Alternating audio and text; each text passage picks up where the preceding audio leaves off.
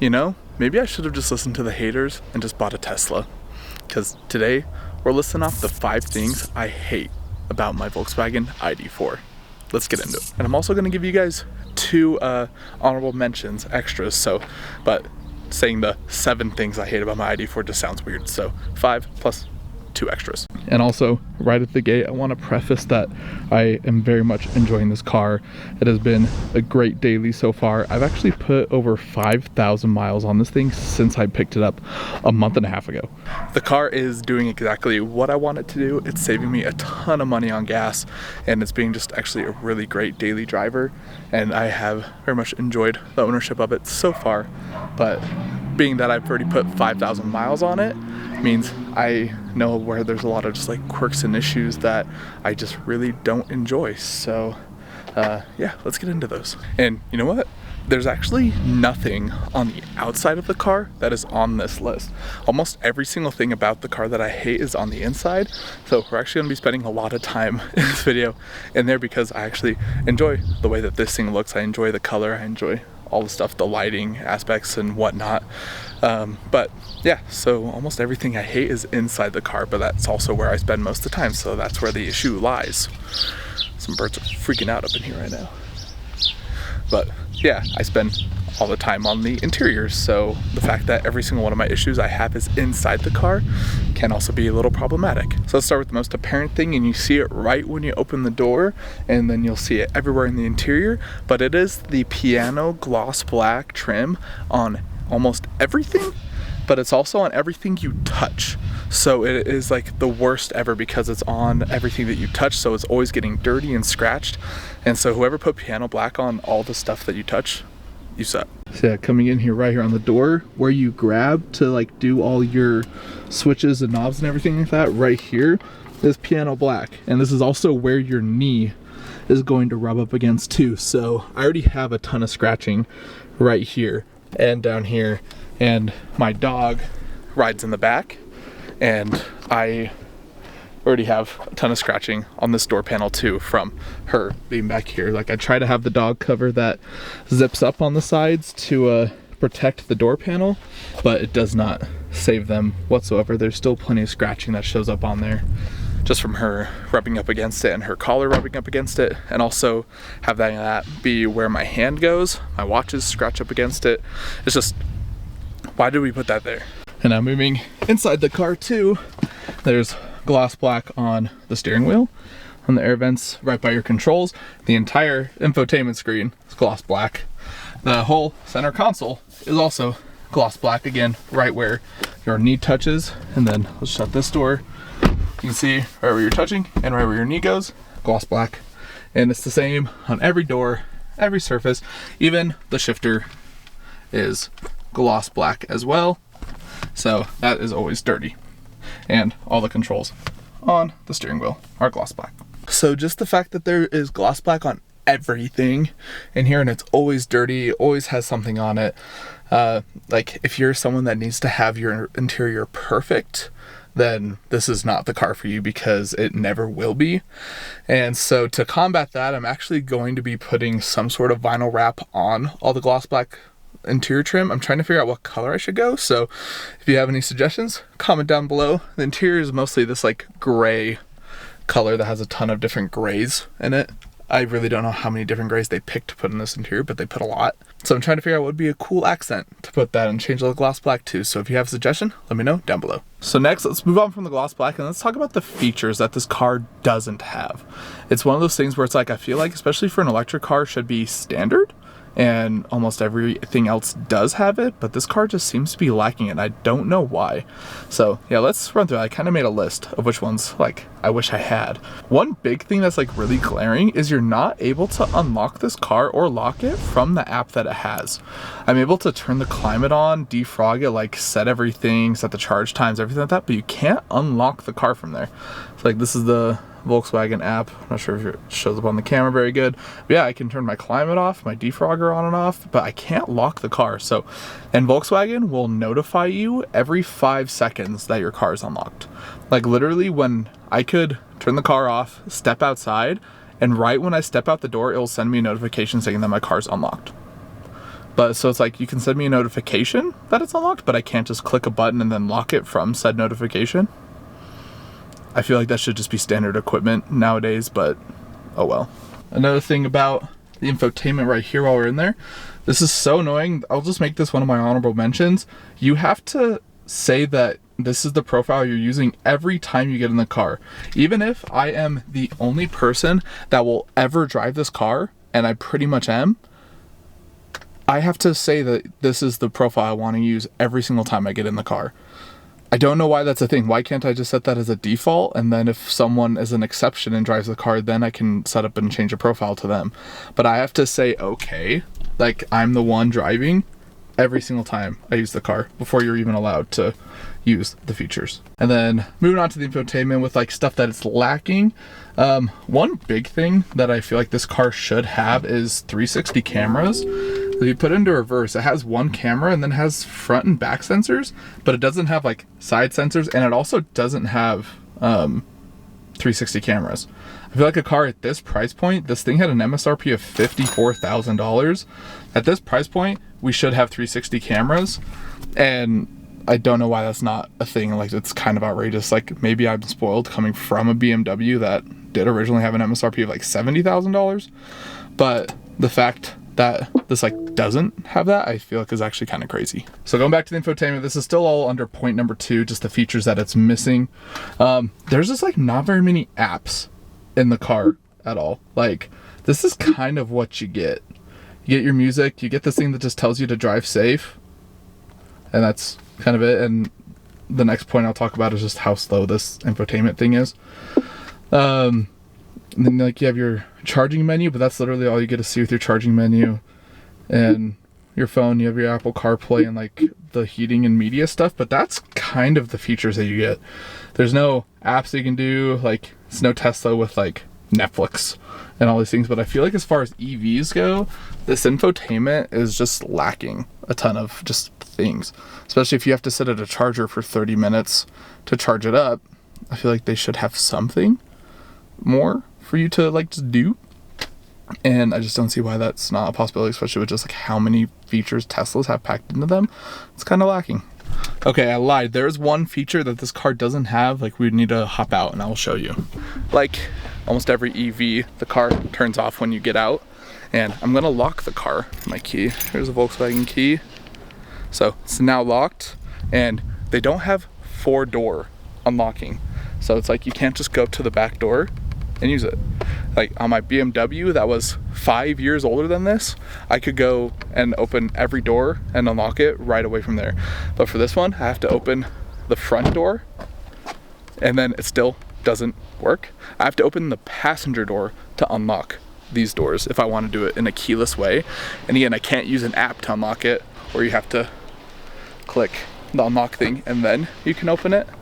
But even if you wanted to come onto the passenger side, it doesn't have like a touch sensitive lock thing. So if I wanted to use the passenger door, keep the key in my pocket to unlock it, I have to open the door all the way, and then I can open the back door.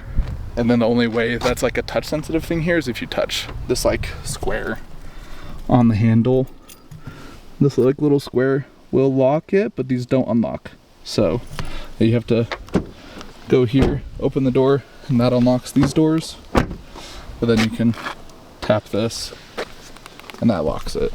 I feel like just you can already sense the key. Let me just open the back door, because a lot of times when I'm coming out to this car, I have my dog with me, and I'm gonna put her in the car first before I open my thing. So it's like, why am I not able to open the back with like the sensing the key and then let me open my door? I'm not a fan whatsoever. Or I don't want to open the passenger door to then open the back door to then do this if I have like keyless. Like, come on, Volkswagen, like EVs are supposed to be like an ease of use kind of like utility thing that has like more features to make it better than a gas car, and this one's just lacking a lot of things. All right, let's hop back inside again and I'll show you some more stuff that just drives me insane. Yeah, enough about the infotainment for right now. One of the things that bugs me a lot about this is the physical controls, specifically the one that's on the driver door. Like, this thing drives me nuts, because one big glaring thing I think you can see right here, there's only 2 window switches. And the reason for that is because if you want to use the rear windows, let me turn the car on real fast. If you want to use the rear windows, you have to click this rear button, which is like a touch sensitive button. And then you can use these to roll the windows down. But then if you want to go back to the front, you have to click the rear button off, and then you can unroll that. So it's like you have to click this rear button to just like roll the rear windows down. I don't know why someone thought at Volkswagen that would be better or like something that was worth doing. It's like, just if you don't have enough room, just take that rear button out and then put the switches where you put that rear button. I really don't get why they would do that. It's one of those design choices that I feel like someone was just trying to just be different, but it just makes no sense because it just makes the car more inconvenient. Okay, now here's our first honorable mention. It's one of those things where it's like, I kind of get why they do it ish, not really, but it's like, it's not enough for me to like complain about it, where it's like, I wouldn't like petition Volkswagen and be like, you have to change this right now or I'm gonna blow up this car. But it's like, it's weird why they do it this way. But so there's features on the infotainment that you're not allowed to use. Some, if the car's not like fully turned on and awake and like your foot on the brake, but then some you can't even use unless you're in gear. Really weird. Let me show you what I mean. So right now, like the power, this is kind of our version of like auxiliary power in here. And so like the car is running, but it's not like fully awake, if that makes sense. Like, let me see if I put my foot on the brake. Now the car's like fully awake, but I'm gonna turn the power button off. It's gonna say goodbye. So it's like auxiliary, like the AC is still running. You have certain features, you get it. But there's like buttons down here you're not allowed to use unless the car is awake. Like these like driving assist one, it makes noise, like you're touching it, but it doesn't do anything, especially the drive mode. You're not allowed to change your drive mode in this setting, but you're allowed to like go to your Apple CarPlay and go to like your climate control functions and your charging menus and stuff like that, but you can't look at your drive mode or your driver assist things. And so, but yeah, we can come up to the climate stuff and use these other features. So that's just really weird that you're not allowed to pull up those menus, even though it's like, yeah, I know you're not driving, so why do you need to change your driver assist stuff? But maybe I want to customize my driver assist settings while I'm sitting here. And maybe I want to change my drive mode just like in preparation of going somewhere. But so yeah, you're not able to do that. So if you go in here, put your foot on the brake, now you're able to go to the driver assist and the driver functions. But you weren't allowed to without having your foot on the brake or turning the power on with the power button right here. It's weird. And the last thing to note about stuff that you can't do without having the car in like a certain state is you can't turn the wheel unless you're fully in gear, which has actually been really annoying because like for me, when I'm like taking photos and doing stuff, sometimes I just want to turn the wheel the other way. Sometimes I just want to go the other way, but you can't turn the wheel in this car unless you have it in gear. And which is really weird because like on gas cars, you just turn the car on. If it's running, you can spin it around. The power steering's working. But this car, it's locked if it's not in gear. So you have to come up here, put the car into drive, and now you can turn the wheel or have it in like reverse. But now that we've also been in gear, if I put it in park, I'm allowed to still like turn it, but then it locks like after a couple seconds. So now I have to, if I want to move it again, I have to put back in drive and then turn it. And if I put it back in park, it's gonna lock. You can hear it click, and now it's locked.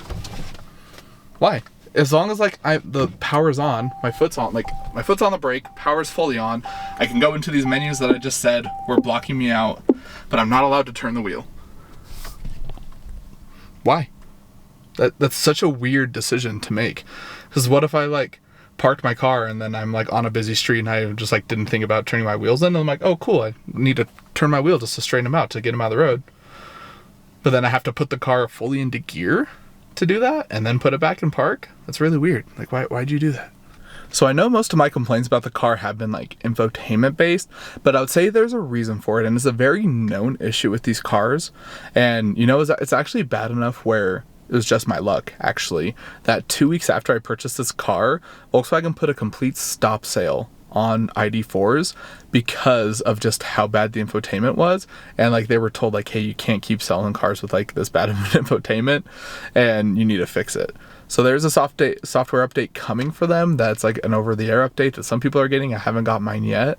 That should fix most of the issues and then they can start selling them again.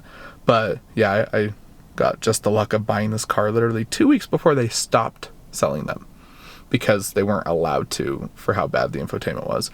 And I would say this has been probably like one of the slowest, laggiest infotainments that I've like ever used. And it's just been really weird. Like sometimes they'll just do stuff without me even like inputting it. And a lot of that comes with like the touch sensitive buttons, that's going to be, you know, spoiler alert, one of the honorable mentions. Because touch sensitive things are just stupid. Yeah, it's just been really bad. And just like randomly start like using the voice control and just ask me if I want to ask you questions. And I'm like, I literally didn't even ask you to do that. But then it will take like 5 years for it to bring up my music and pull up like maps and change menus. And it's just really slow. So Volkswagen really does need to work on their infotainment. I feel like if they can just make it run smoothly, it'd actually be a very like decent infotainment system. It is lacking a lot of features that I wish they would add, but it's just slow. And that's like one of the main issues with it. All right, for the last two things, we need to actually go drive the car and then I'll show you what happens with them because they just drive me insane. And I would say these two are probably like the biggest issue I have because they just happen to me literally every single time I drive the car and it drives me nuts. So let's go for a drive. All right, so on our drive, one of my biggest issues with this is the touch sensitive buttons on the steering wheel. As you can see, these aren't like physical buttons, they're just like touch sensitive ones. And I constantly hit these when my hand is just driving right here, hitting the adaptive cruise stuff and like setting my speed to different things. You can see I'm literally not even pushing. And it's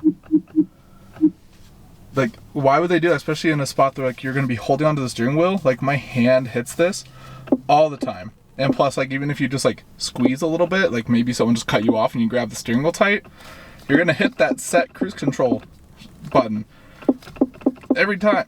Let's go for a drive and I'll show you. It's like so annoying. We could add this as like an 8th thing. I hate how you have to turn on the regenerative braking every single time.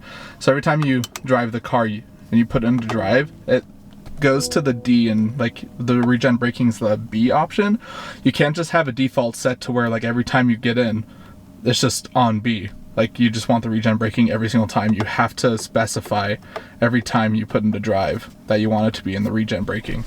So just like the like profile thing, it's like this is the only option I'm gonna pick. I just want regen braking every single time and I put it on every single time I get it. And I'm the only person using this car with that profile. Just set this as default, please. Default settings. Come on. Okay, let's go for a drive. All right, we're going for just like a leisurely drive now. And yeah, if you're just like turning the wheel or just like having your thumb like just rubbing against it, it hits the buttons. And it now has my cruise control set to 25 miles an hour. So let's turn that off. And it has my lane keep assist on. And so literally if you're just like sliding your hand up to like make a turn, like I am here, you're going to hit these buttons. And so you're going to be just hitting these every time. And it makes no sense why that's a thing. So you just brush your hand up to like make the turn. You're going to be hitting these. Why? Why do you make these touch sensitive? Make them physical buttons, please. And the same goes with the volume controls too. Like I don't have my hand over there because I'm holding the camera, but I hit these all the time and it changes my view on my thing when I hit that view button. And I also hit that speech enable thing often just because like if I'm over here and again I'm making a turn, my thumb can easily hit that touch sensitive speech enable button. So again, why would you make something that's constantly going to be rubbing, like having your hands rub against it, like touch enabled and not an actual button? It's one thing that I hate about like Tesla Plaids and their steering wheel, how a lot of like the turn signals and stuff are just touch sensitive and not actual buttons.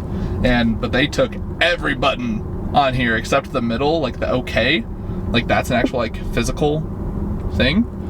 But that's the only one that has a physical tactile like pressed to it. Everything else is touch sensitive and it's stupid.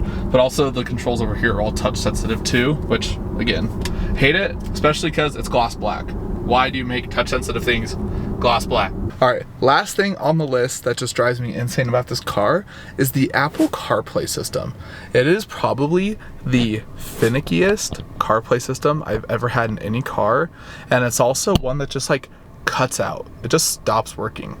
And in a lot of places. And like my X3 would cut out sometimes on like the exact same spot, but this one just has so many dead spots, which is one of those things like maybe someone in the comments can let me know. I don't know why CarPlay does that. Like I feel like it should be a phone to car connection thing, but it almost seems like it's the satellite thing and gets disrupted places.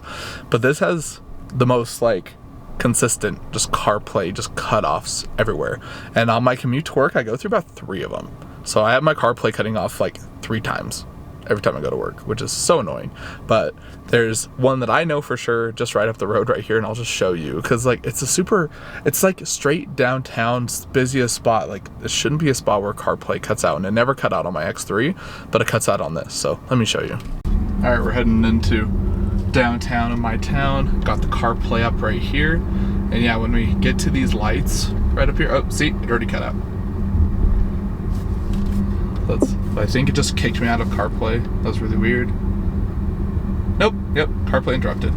Literally right when you just pull up in there. And this happens everywhere. Like the CarPlay just does not work properly.